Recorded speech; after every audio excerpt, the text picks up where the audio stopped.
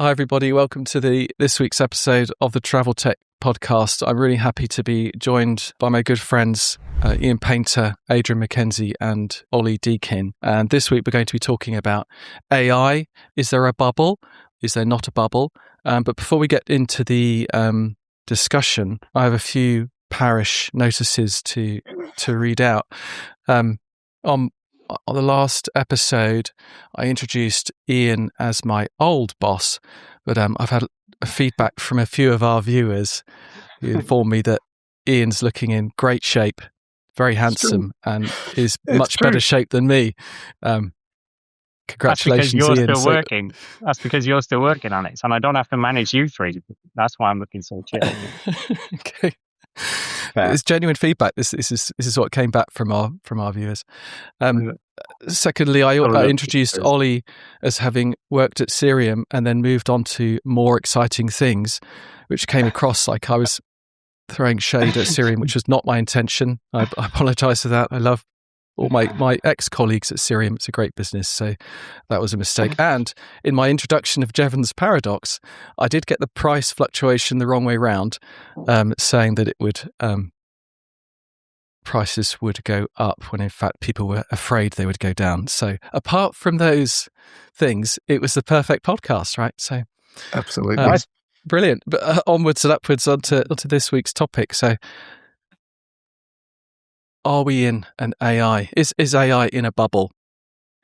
And what do we mean by bubble? So would anyone like to kick us off with a discussion? Are we in a bubble? Do we think we're in a bubble or not? Does seem like there's going to be a correction at some point. I think the question might be by how much. Do you think so? I'm kind of interested, actually. So go for it. Well, do you think there'll be a market crash as a result of an AI bubble? I mean, I agree. Cycles tell us that there probably is a market crash coming at some point, but you think there'll be one because of the AI bubble. What makes you think that, out of interest? Well, I think it's causing systemic changes in the productivity market and labor market, and there'll be some sort of business correction as a result, an adjustment as a result of what it's unlocking, and that will flow through the share prices of companies over time. Okay. So you mean like that? You mean it like more like in terms of like it's going to have such a dramatic effect. It's going to cause a crash. Whereas I think my view is like more of the traditional bubble, which is like there's just these mass overvaluations. If you just look at it from a financial vehicle perspective, there's just these mass overvaluations and these cyclic investments. I mean, if you just take the tech aside and you go back to like the Fannie Mae, Freddie Mac, back to the original sort of US housing collapse, that was all like, junk assets that were just being completely overvalued. I mean, you could just take that analogy and say, you've got these businesses that are just completely overvalued. I mean, I was looking this week at like reading an article about these neolabs. Have you heard of these neolabs? So like related to the travel topic. So like one of the biggest neolabs is a company called Flapping Airlines. So actually, Flapping Aeroplanes. So they're this basically AI startup. They raised the highest seed startup in history. So 180 million on seed funding with a valuation of 1.8 billion. No product, no concept, no nothing. Just 1.8 billion valuation, $180 million seed fund. And these neo labs are like popping up all over the place. So they're basically like academic labs. And what Flapping Airplanes is it's got some huge backers like Google, Sequoia, all these people, like really, really big backers. And it's basically just a collection of really heavyweight academics in the AI space. I mean, their goal is to basically move away from the current positioning of AI with AI models and go much closer to human learning to try and push the other way and to reduce compute, but to actually get it closer to the way the brain works. And great concept, but there's literally like nothing So, but from that perspective, the amount of money that's going in is huge. And there's a number of these billion-dollar neo labs that exist in Silicon Valley that have got money like pouring into them, and they literally have nothing other than people. But then when you look at it, what's really interesting was I was reading an article about, these neo labs are setting up, they're getting loads of investment, and their biggest asset is their people. But the problem is that the people are often leaving. So like one of these neo labs just recently set up, and I couldn't believe one of the guys that set it up left because he went for a $300 million package, which is the equivalent of like an exit basically. So when you look at salary packages around $300 million, businesses valued with nothing at maybe they'll succeed. And if they succeed in that, they'll probably be more than worth that value item. But there's going to be so many that won't. And with that amount of money that's pouring into it, it's hard. It's starting to get like a lot of vaporware and things that are just running out of places to put money. So it's sort of going into these weird sort of cyclic that was what I was kind of wondering in my head when we started talking about this, was how much like I don't know if there's definitely a bit of a hype thing going on with AI, right? It's going pretty nuts. But a lot of what people say is actually reasonably true. You can do a lot with the tools, and there's definitely value in them. But the pumping up of the share price to some of particularly the big players. I mean, there's a question in my head. I heard of the neo labs that you were talking about, and there's maybe like smaller but still $billion businesses that are popping up all over the place with kind of vaporware appearing, which does feel bubble-like. The big players do have actual products and value that they're delivering, but they're still getting really pumped up, like crazily pumped up. And I suppose the question in my mind was, maybe this is, I don't know if any of you have an opinion on it, is whether you think those big players can get the outcomes that they're saying they can from the technology and from the AI products there, because they do have something of value. But then there's this undercurrent of all these other smaller businesses that you're talking about, Ian, which are still pretty mega, and they're just getting pumped up over total hype. What the differences between those, and I guess what impacts you might have. Yeah, I just building on that point, Ollie, around companies having real product. I think there's a difference between the hype around, the seed round. That sounds like wild, Ian, your example. But the big players are making these big investments from their own revenues, their own free cash flow, and that's different to the .com bubble, because I think there was a lot of debt financing and people were spending money trying to get eyeballs on web pages and app downloads, whereas at least with the big tech players now, they are reporting very decent revenues, real revenues from these products that they're getting out there. So I mean, my pitch would be that there isn't a bubble because they're not spending huge amounts of debt. I mean, some of them are just, I think one of the big hyperscalers just did a massive bond in the UK, a pound denominated bond. But my view is that there's real revenue, there's real product, and I'm not hearing about the bottleneck being. Let me phrase this another way.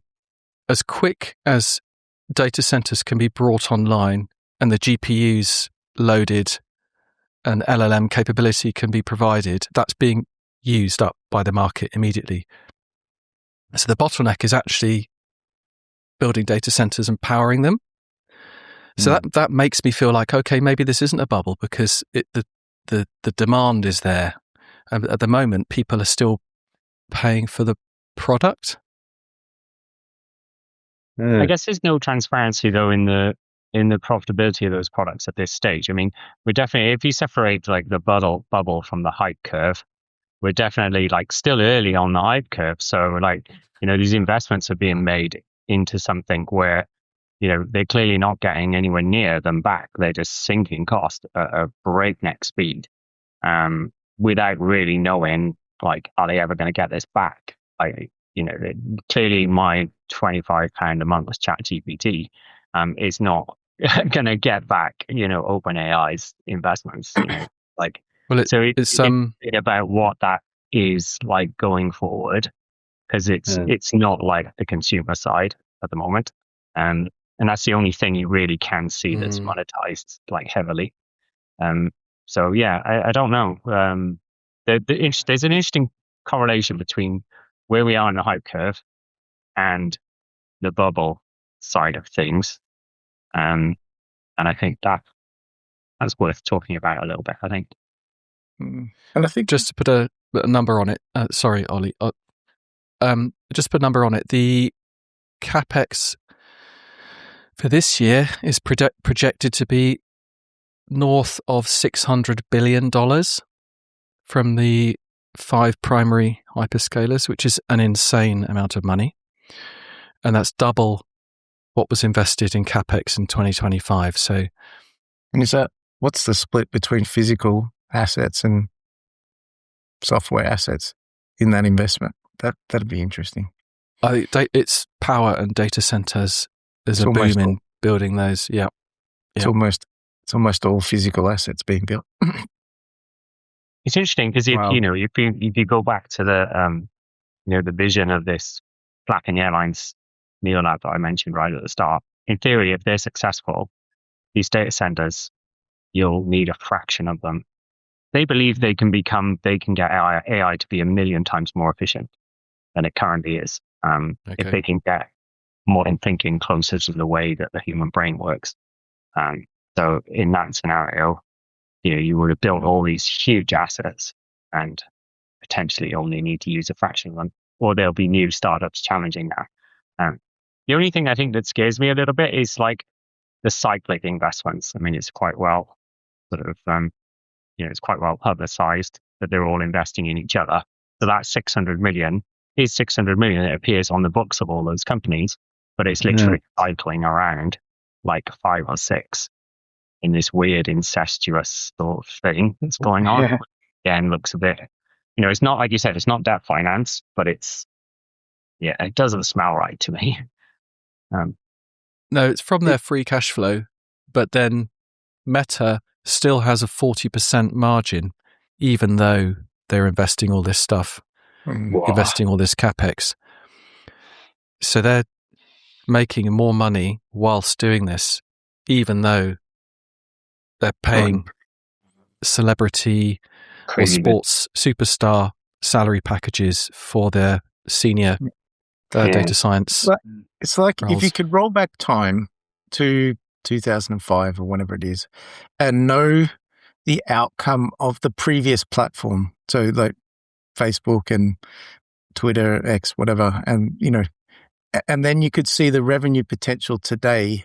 You would invest the amount we're investing now, then, because you know you were going to get your return back on an aggregate scale. So I feel like that's partly what they're banking on, right? The share market's priced in future potential. Now, it might not be company A or C that succeeds. It might go bankrupt, but as a whole, the market will be at that value because of the value that we're creating through it. So they're sort of betting on a 10, 15-year future, I think, the share prices in the open traded market. It's an interesting one, I think, because I agree. I think what's interesting is, I think where we are on the hype curve means that they have a huge amount of demand because everybody's all over it right now, trying to figure out what they can do with it. I feel like a lot of the future business is based on, or the future success of those businesses is based on how innovative people can be with the tools and how useful. Like once everybody's built a chatbot for their website, and once everybody's built a summary tool that writes a report for their customers, what's the next wave of interesting things that they're going to do with it? Or is it just going to die back at that point? And it feels like it's very much gauged on people, like the amount of money they're pumping into it is on a very big assumption that people can get enough value out of it, and something that's really interesting, and that the customers are going to be innovative enough with it to keep getting value from it over the years. And right now, there's some really immediate case because we're right on that first part of the curve. Everybody's going, wow, this is the first time we've ever seen these kind of use cases. It's really exciting, and everyone could bring out a product. But what's generation 2 or generation 3 of the products that are built on these models? That's going to be really interesting, because if it's only incremental improvement from here on out, then I don't see how they're going to recoup that longer term spend. Yeah, but in terms of the coding tools, Claude Code in Opus 4.6 was released last week, and I saw an immediate uptick in its ability. It was fixing bugs in the various projects I'm working on, like that 4.5 couldn't do the week before. So suddenly it was, oh, I found this security flaw. Oh, I found, and it's been fixing them. So I've seen a big uptick. And I wrote a blog back in November. There was a big step up back then. So it feels like it's continuing. But is it fast enough? I think if it does work for knowledge work, like we were talking about in the last podcast, the demand, is there any limit to the demand if it can offer genuine intelligence? I'm not sure there is. If it can do that analysis and you can keep scaling, is there a cap on sort of how much people will try and use it? I mean, I think once you get to a point where, like, that's when you're getting into, like, it keeps improving enough that it then achieves general intelligence. And now we're in a completely different era then. Yeah. And that's like, then you're into, like, having to rebuild society and stuff, and that's coming. But, like, you don't even know, like, what does that mean from a point of view of the profit model and how that's all going to work? Like, we talked about stuff in the last podcast about, agents testing agents and the supply chain and everything going. Mm-hmm. So in theory, like, purchasing decisions could be made in, like, sub-second scenarios, money, like, transferred. It's difficult to wrap their head around. If you think about it now, if you want to make big expenditure or a company makes big investments, it takes a while and it plans it and all these things. But in theory, that will go, in theory, at some point. And you'll have these sort of, I don't even know what the transaction model will be, but it'll be very different. And then how the stock market applies to that, you have no idea, because we talked about it before. Like, it won't really matter what company it comes from, because it'll all be like, you'll be chopping and changing, and everything will be very different. So, it's hard to wrap your head around. It's hard to wrap your head around where we are on the hype cycle versus the investment, and the fact that it's changing so quickly. Like, it's not like you can think like, oh, in 5 years' time, I'm going to get this return if I invest this now. Because in 5 years' time, the market's completely different. I don't think we've ever had a technology where the cycles have reduced so much that, you can't really plan on, like, you invest $1 billion now, big company, going to get my money back in 10 years. It's like, it's going to be a completely different landscape in 10 years. You can't make those long investments now. So, you can see how the big guys, like, who are putting down all this infrastructure, they're almost more stable than the people who are trying to build on the infrastructure, because that's going to change so quickly. And it's going to be so many competitors, like, flying around so it's going to be very different. So, I don't know, maybe I'm talking myself into these big bets of infrastructure. Is the non-bubbly thing, even though it looks it, because I think you might be right. The thing I was thinking was, there. I mean, the thing is, it's not. They already have a customer base, right? They already have millions of people using ChatGPT and Copilot and code assistant tools like Claude Code and things like that. The customer base is already there. So, what would be interesting to know, I don't know what the numbers are, is the existing revenue and what that looks like against the investments they're making now. So even if the models don't quite get to the point, and the advancement in AI doesn't quite get to the point where it's all knowing and all capable, do they already have enough of a customer base now with the capabilities that they have, and so many people worldwide using it on a daily basis, that actually they can cover the ongoing cost of this insane amount of data center provisioning that they're doing. It's interesting, isn't it? Because they have a realistic use case, and then they're putting a bit into the bet, but actually some proportion of that 600 billion is actually just going into supporting the load that they're already seeing today from people on the uptake of existing tools. It's not all being thrown at forward-thinking stuff. But just in terms of that longevity, there was a bit of a storm in a teacup about a lot of the big hyperscalers changing their treatment of those investments in their accounts and amortizing them over a longer period. So what would be typical in a small to medium business might be 3 years. What these hyperscalers have done with a fair justification that they will have a much longer useful life is change that to 6 years. So in terms of public accounts that anyone can go and read on the web for these businesses, you can see what they've done and you can see the change. It means that gross income is better because you're amortizing over a longer period. And there is an argument both for and against as to whether that's fair. But the argument for doing it is that none of these GPUs are dark. They're on, they're switched on, they're in the data centers, they're running. People are using it, typing in the questions to ChatGPT or hammering Claude code or whatever it is. So they are, just in terms of building on your point, Ollie, they're being used. These companies are making money from that inference infrastructure. I guess it's when they start booking future profits. Then you're into like major problems. But I can't remember what was that massive company that was like pretty much like a Ponzi scheme that was booking future profits. I can't remember. Was that Enron? Enron, yeah. Enron, you know, building nuclear power stations in India and then booking the customer bills for like 20 years ahead. It's a little bit similar, yeah. Building a piece of infrastructure and then, you know, not that I'm saying they're booking future profits, but yeah. Yeah. But maybe it's a positive sign. Sorry, Alex, just to follow on what you're saying, that maybe that is a positive sign that they are being cautious over that. They're taking that amortization over a longer period than they might normally do because they're being a little bit cautious about the revenue that they're anticipating. They're not overhyping it. In fact, maybe it's a positive sign.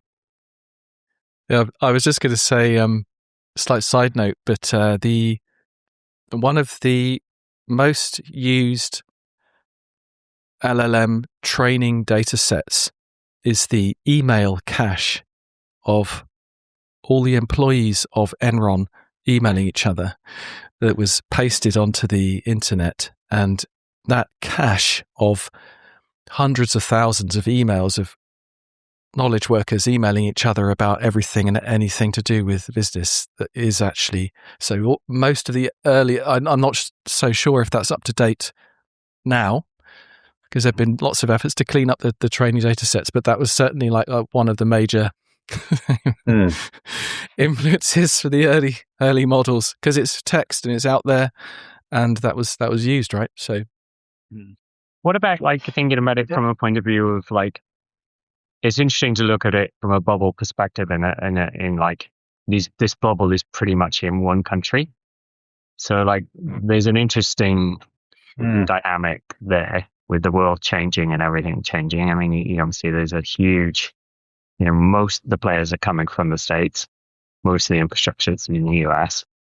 I mean, from a point of view of like bubble or not, you know, if you start running out of infrastructure, that tap could get a throttle to other countries, you know, or can be used in much more diverse and different ways in the United States than it can be used anywhere else. So, you know, there's an interesting scenario there that when you think about this stuff and you think about what it's potentially going to do, like we talked last time about potentially running air traffic control and all these different things, you know, you're going to start to need more it becomes like data centers that are running AI becomes utilities that need to be owned by governments that need to, be running in the UK. There's an interesting scenario where if you look at a lot of countries, they're way behind in that scenario. And they don't have the companies, like you said, that can afford to put these investments in based on current cash flows.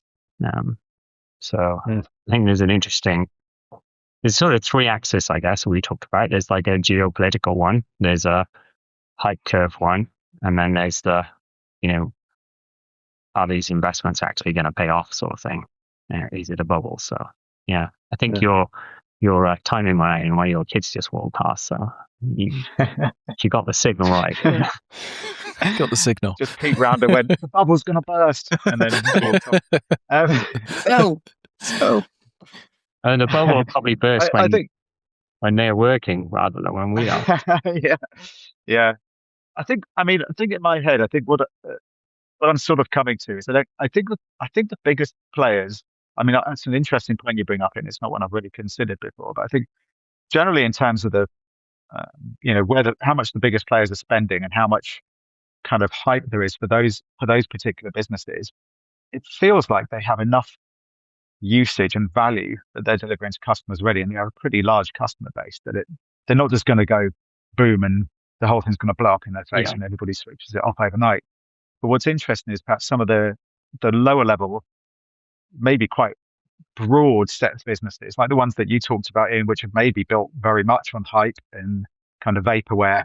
And it's also, I think, coming back to what I was saying earlier a little bit, which is whether the businesses that are using it now and are kind of jumping on the bandwagon because everybody has to have an AI product, and then they struggle with that next release because they can't think of anything innovative to do with it. Is that in itself going to cause a lower level bubble for those businesses? They're hyping themselves up at a smaller scale, and their share price is built somewhat on the forward outlook of them building an AI strategy and jumping in on it. And it's like, oh, great, you've got your first to market with an AI chatbot that can talk to us about whatever policies or whatever it is.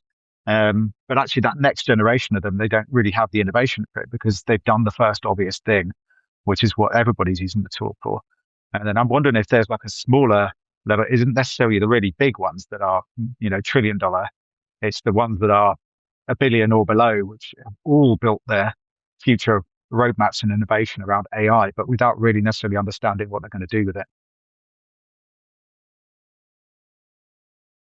I think it relates to Alex's point. Like the thing is, if you think about it, just like traditional, like Silicon Valley, I mean, a lot of these companies are making these massive investments, like Alex mentioned, from their own cash flow. So when you actually look at where, like, all the entrepreneurial investments are, all the seed money, it's all in a layer below that. And like that looks like quite fragile unless it's bought by the bigger players. If you think about if somebody does create a different learning engine that's 10 times more efficient, like the value of that business is going to be insane to these infrastructure providers. And that's like an incredible exit. But like, I don't know, I still have some concerns for people building on this stuff. Like we mentioned before, like, again, you're first to market and then but you have no timeline before somebody catches you up. So, you can just see these things where, like you mentioned, Ollie, like, a year ago, people started building chatbots. Now they're literally everywhere and it's almost saturated globally. And you sort of think before you would have like time to market. So you think that lower tier is going to really struggle. So if they got really high evaluations and then they come to market, there's going to be some big cliff at the heels almost immediately. And then you sort of think, well, how are you going to stand out unless one of these infrastructure players comes in and buys you? So there's an interesting, that investment cycle is going to be very different. But people are chucking huge amounts of money around. Yeah. What do you think about potential backlash against AI? Because I've read a few things about AI in education, people pushing back on how young people are using the tools, and Australia's banned social media for under 16s. Could a bit of a backlash build up if as we talked about in the last podcast, knowledge workers start perhaps losing their jobs, or if they're not retraining quick enough, or if there's the economy starts to change, it could be a pushback from sort of multiple angles. What do you think about that potential effect on I think bubble or not? I'm not sure what will have on the bubble. I mean, it's certain that we have to define our relationship with these tools, right? Like as the tools change, we don't know exactly what good relationships look like in that future world. So we're still exploiting. So, for example, in education, clearly, I think the way that future people will learn is changing, and what they need to learn and do will change. And we need to find what's healthy for us as human beings and how we use that, right? So that whole thing still needs to be learnt and discovered. So it's good that there's a bit of friction there as we try and push the boundaries of what seems reasonable, and then we pull it in here or we push it out there, and that's still very dynamic.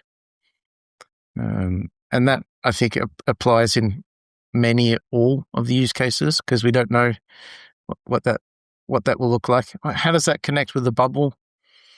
I don't think like the genie's out of the bottle, right? Like we're not you can't stuff it back in to the lamp.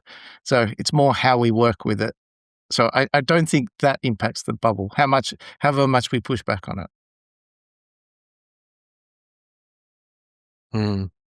I think there's some interesting scenarios as well where you've got, like, certainly from my own like personal use, if you think about like, platforms that have made huge amounts of money in the past, like you mentioned Facebook, and you mentioned the profitability of Facebook, but it is just literally like junk now.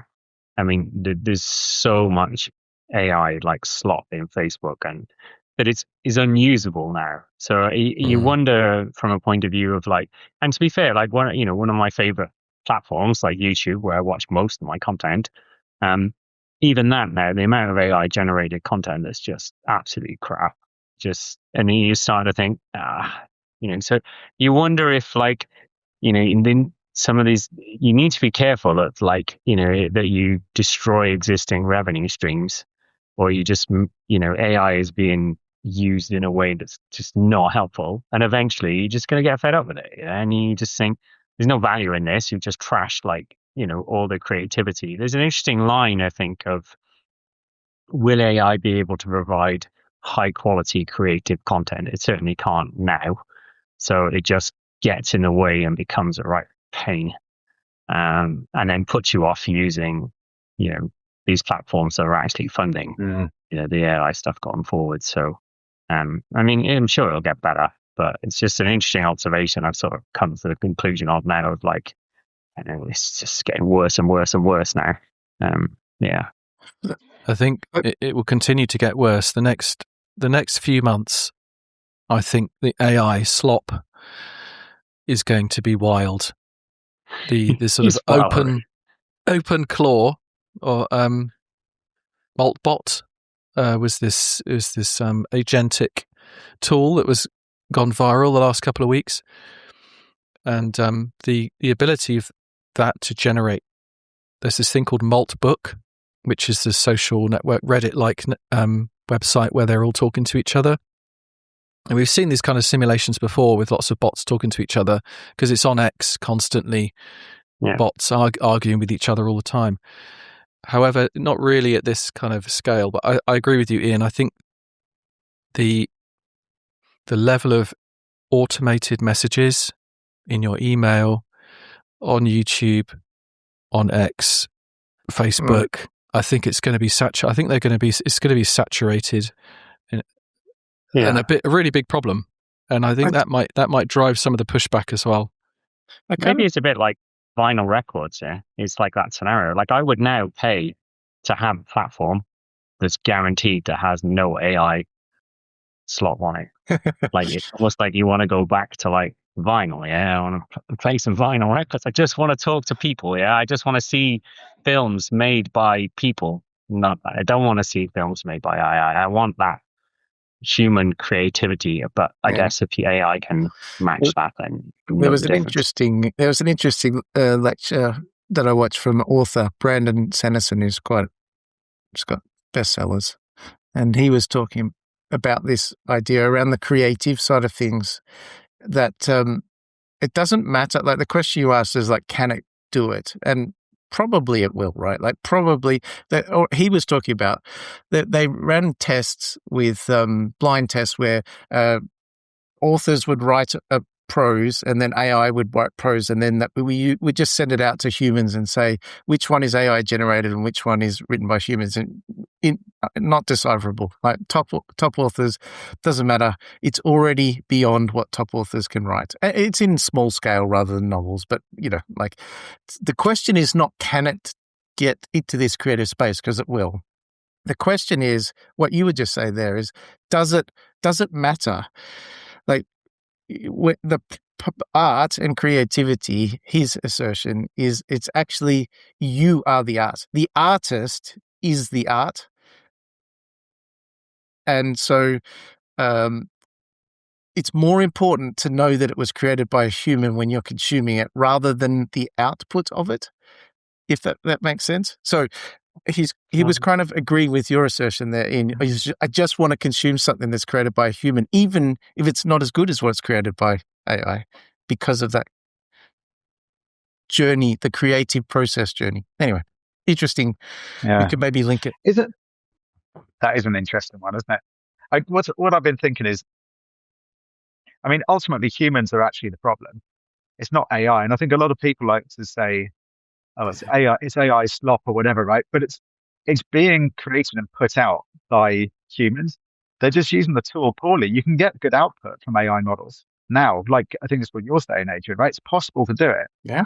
But that doesn't get people, what people are doing with it is they're sending out, 1,000 made up messages a day onto Twitter or whatever with, generated random images that don't even look realistic because they can. And those people don't have the scruples to be able to, actually bring something worthwhile to the world. They're just going about it because they think they can get some quick clicks and make a few dollars out of it. Yeah. And it's human beings that are the problem. But I think AI gets the bad rap because of it. It gets misused and it gets abused just to put out junk, basically. Also, I see your point, but also, there's something about vulnerability and imperfection that we humans value. We like it when people make mistakes. It generates empathy, and the messiness of like non-perfect art or songs, like lyrics, vocals that are not quite in pitch, but it has character, and so there's part of that. Now, obviously, all of that's mimical, but I think that that's a key part of why the human element in creation will remain relevant. Yeah, I mean, I was watching an article this morning that was talking about they were talking about the problem. It's exactly related to what Ollie was saying. The problem is that if you create far right content and you create that even in a very sloppy way, it drives engagement on platforms like X. People make good money from it, even if it's just complete utter junk that's like totally made up. And there's an interesting scenario where people are making a lot of money out of poor quality stuff because engagement is high. If you create, themes, even if they're very slop based, if you create themes that are very sort of, anti this, anti that, but it drives anger, it drives engagement, and then it drives money. And then you get a scenario. So this YouTuber was talking a lot about, there's a huge amount of anti-London sentiment, even though crime is down, all these things, there's a huge amount of anti-London sentiment, and it's all driven by chatbots and AI, AI generated slop that is just clearly not real.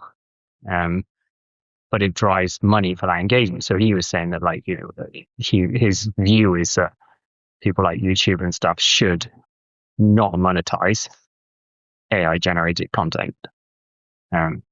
So, an interesting concept of if you took the monetization away, people wouldn't drive this engagement. And also there's a scenario, obviously society is getting polarized over some of this as well. You would actually fix both problems. But like you said, that drives profits for these platforms. So, in their scenario, they're not going to switch this off. There's a bit knows. You go ahead, Ollie. No, carry on, please. I was going to say there's one way to tell. There's one way to tell.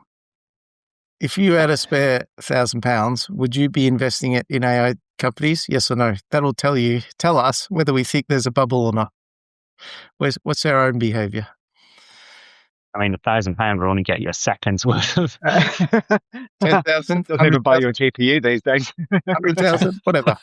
Principle's the same. Are you gonna put your money into the market or not? Do you think there's a bubble?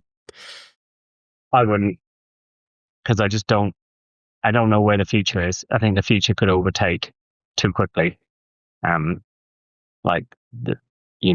It's hard to imagine like angel investing. You just, you do like Alex was just saying. He was saying that the latest release of Claude, like radically different. So you start investing in a certain area, and then all of a sudden, Anthropic coming out with all these coworker stuff that's hit the market. Some really big companies. You start going in an area, and then all of a sudden, one of these giants in this area literally crushed overnight. It's hard to know where to invest because the market's moving so quickly. I'd invest in plumbers and electricians. I think robots are like at least 5 years off. Did you see that? So you could get 5 years of steady electricians and plumbers. Did you see that article last week about China building aircraft engines? So they're de-risking themselves against the other, Rolls Royce or whatever, and they've got it to a point of certification, but it's still another 5 years away before they'd be able to put one onto a plane, kind of thing. So I was just thinking about what does it mean for aviation operating at a pace that's far slower than what we've been talking about? What happens when your AI connects with things like plumbers and aviation that is much slower? Where does that leave the industry? I think it's a little bit different. Like if you think about like aviation is an industry that could be disruptive, but is almost strangled by a number of big players, and also the mindset of some of the the government bodies in there, and they move slowly. They don't have to move slowly, but they move slowly because they carry a huge amount of history. I mean, there's always this discussion about is safety critical on all this, but there's huge parts of their business that could move a lot quicker than they do. But I think like they have very, very narrow supply chains, and the whole fabric of those businesses are all really messy and is difficult. But yeah, I mean, it's hard to. I don't think they can exist in isolation. It's difficult to understand that. I'm a little bit out of it now, but it'd be interesting to see how ASPs start, adopting this sort of technology and how that starts creeping through. It'd be very hard to justify to carry on the way they are. Especially if you think of other safety critical businesses go in that area. There's no reason for it. You think about it, interesting, a lot of the safety critical side is because there are so many humans in the loop. So if you could take humans in the loop out, you wouldn't have to have such formal procedures and stuff that they're actually sort of in play. Yeah. But maybe maybe large language models is not the right, it's sort of AI in the more general sense, I think, because LLMs, the way they work, they're not going to be able to make decisions. But there are other architectures. There's symbolic AI. There's machine learning. There's all the other kind of sub-disciplines that could be applied to a whole bunch of those use cases. Because LLMs are good at text, as we know, but they don't really understand. One aircraft could be in a gate at a time and things like that. So you have to be a bit careful with with them. How do you see maybe, it? I know you've sort of done some work in this area. How do you see it, like, when it comes to like regulation of AI and stuff? Then, because obviously it's a heavily regulated business. What are your sort of thoughts on how that's sort of starting? They must be thinking about it and how that sort of starts to play out. I think that tests are important. There are a whole set of evaluations and benchmarks that are used in the general sense to measure LLMs, measure the models and how capable they are. There's quite a famous one called GPQA, I think, which is Google Proof Q&A, PhD level maths, chemistry, biology questions. And the problem with those benchmarks is a lot of the models train for the test, and the answers leak onto the internet, and so the models are getting better and better at getting high scores at the tests. Excuse me, even if their actual capabilities aren't necessarily that high. It's the same thing for regulated industries or aviation. You have to have your own set of private tests and evaluations so that you know how good they really are. Is it actually reasoning across your question? Does it actually understand, this airport scenario or this business decision or this business case? It's really, really hard to unpick. So I'm definitely not a doomer. I'm definitely an optimist with the use of the AI. But in terms of its regulation, certain things we should take from aviation, like extremely thorough testing and that whole approach to it. But then other things like something the EU AI Act got wrong was treating R&D the same as the product. Whereas in aviation, you can create and innovate on a prototype in a lab, and the government isn't coming in and inspecting your setup. No.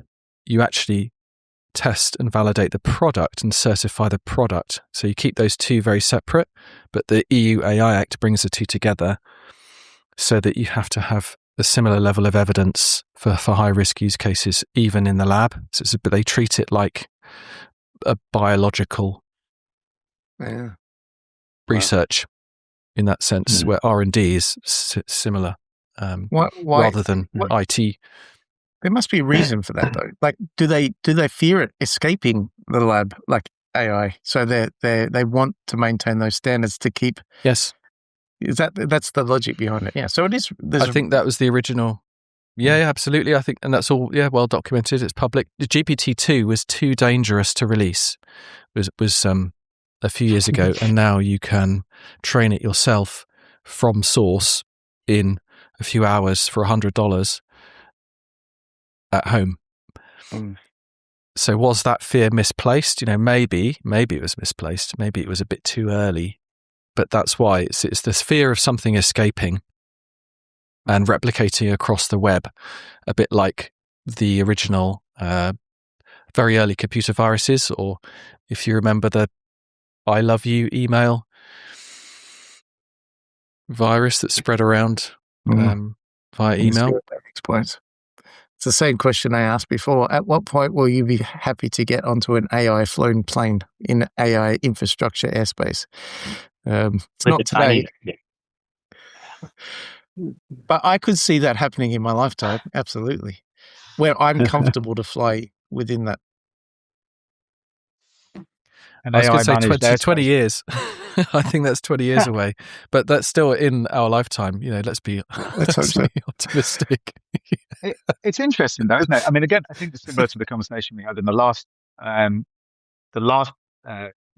video that we made, which is we trust humans who are eminently highly fallible, cannot process anywhere near as much information, have biases, feel sleepy, haven't had enough caffeine or have had too much caffeine, and we fully trust them to manage these, aircraft, not just the airspace, but pilot them or anything else. But we don't trust machines I think it's really interesting. For me, I don't know how. I'd want it to at least go through a few tests before I got on the plane. But I would trust a machine more with that kind of scenario where there's there's high volume of data, pretty well-defined procedures. For that kind of thing, it seems perfectly cut out. I don't know if you even need a super complex AI to be able to do it, because I guess for most day-to-day running, your decision making is actually quite simple. You don't need a really highly non-deterministic AI model to be able to manage that. Yeah, I wonder how much more complex it is than what happens in computer games today. A lot of that complexity is already automated in computer games. I guess there's the weather system that's more unpredictable possibly than a computer game, but probably a lot of the system is as complex as what we already model and do. Very interestingly, we trust it's an interesting one. You trust an AI to drive a car and to be in a car. We're very close to trusting that now. I mean, obviously, we're still a little behind compared to the States, but that's rolling out. Within 3 years, it'll be pretty. You won't really talk about it. You just jump into a robotaxi and you're away. Yeah. So we trust in that scenario, and that scenario, in theory, based on the number of fatalities, is much more dangerous and much more complex than why you're playing. Yeah. From a fatality perspective. But a very different industry, non-regulated. Never had a concept of. I guess it is. It's sort of regulated. It's regulated. Yeah. Yeah. You need driving test. Yeah. I guess it's not just a test. There's lots of systems. There's lots of ISO standards and stuff for the self-driving cars. Yeah. You've talked me into it's not a bubble. It's not a bubble. It's good that we have to come back round, because otherwise we're kind of going off in a good topic. We talk about it'd be interesting to have a discussion about regulated, how we see AI in a regulated business. I don't know that too much from an aviation perspective. It's an interesting topic there. Going back to that bubble then. So let's go around. Let's go around the group. Is AI in a bubble? And we'll start. Adrian, why don't we start with you? Me. Well, like I said, I think ultimately the answer is no. Although there will be corrections along the way. I think the value is there in the long term, and the market's pricing in the long term. Some players will lose out, but I think ultimately it will be there. Okay, Ollie, we'll hand over to you. Yeah, I agree with that. I think what we talked about is kind of I can imagine there being a bit of a sawtooth of corrections, but it's not like a mega drop off and the whole AI thing just goes away, because it actually wasn't ever as valuable as we thought it was. There's already a huge customer base and a huge amount of value being delivered out of it by a lot of the big players and by some of the smaller ones as well, quite a broad range of smaller ones. I think what's more difficult to predict is the longer term continued growth off the back of it, and whether we're really going to get the value out of it down the line beyond the first and second use cases that the companies have identified. That's where it's going to be really interesting. But I don't think it's going to be a total market collapse because of it. Right, so tell you what, I'll go next. Ian, I'll let you have the last word to finish off the discussion. I sort of opened the discussion, I guess, with a premise that I did not think it was a bubble, but I hadn't appreciated some of the points around some of these startups at seed stage as quite a high key person risk in some of those. It sounds like if someone can move around between the different labs, that sounds quite incredible to me. But I still think it's not a bubble. There's real revenue, real product, and even if you froze it now, there's still an overhang of stuff that could be built. That's assuming it doesn't keep improving. So I think it's frothy and bubbly, but it's not an actual, like the .com bubble. It's not going to be like that. And so Ian, over to you for the final word. Yeah. I mean, I think you guys have persuaded me a little bit to change our mind. I would say before I come on here, I thought it was a bubble. I think we raised some interesting points about the stability in the larger players, although I don't like the cyclic investments. Yeah.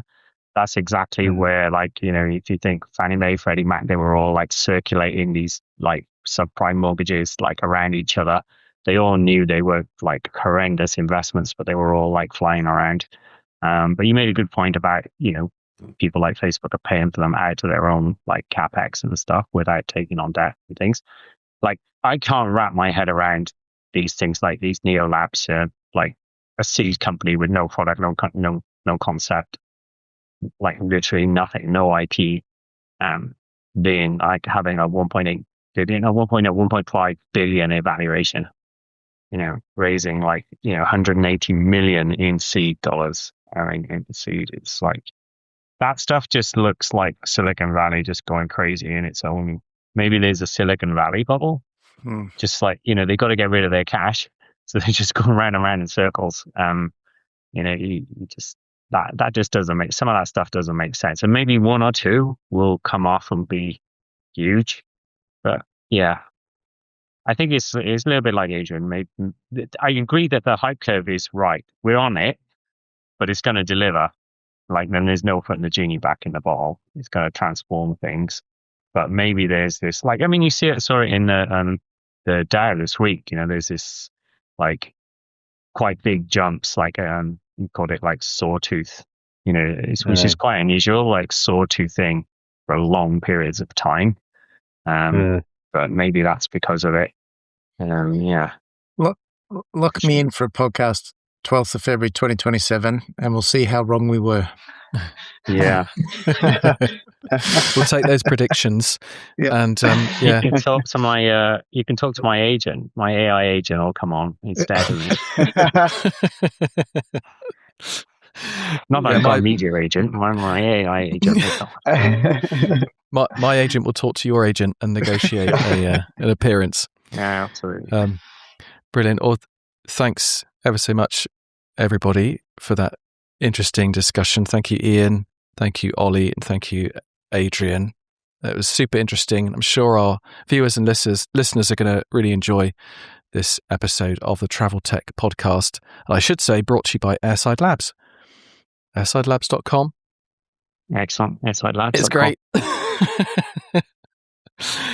All right. Thanks, guys. No worries. See ya.